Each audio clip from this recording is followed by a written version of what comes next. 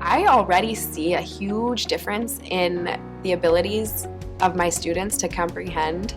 They've been reading so regularly, every day, and talking about the books they're reading. In the beginning, she had a dream that she wanted to play the drums, and the lesson is always follow your dreams. And getting challenging questions about the books they're reading, and learning reading strategies about how to notice and how to solve and how to stop and really make sure you understand.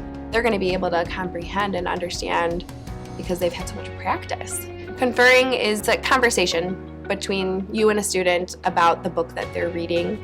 And it's a great tool for a teacher to see what does the student know individually. When they're reading independently, we're meeting with them either one-on-one, taking notes, asking them questions.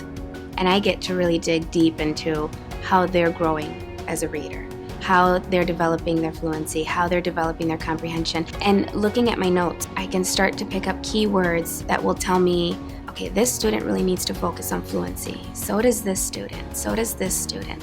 And then we might be pulling a small group and saying, okay, let's reteach this skill.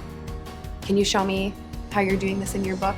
It's a lot easier for us to notice if these books are just right for them when we're conferring, because it is one-on-one. And what do you know about this book? What do you understand about this book? You want them to grow that passion for just going and getting a book and falling in love with it, or saying, you know what, that one wasn't for me. I want another one. You have to find that just right book. Take a sneak peek at it, read a little bit about it.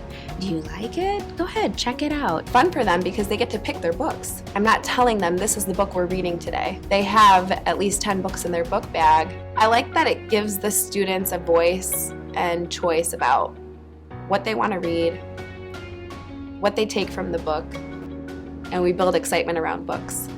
And they come back with something that I might not have thought of to teach them out of that book. Reader's Workshop flies by because it's constant communication with students, constant monitoring of the class.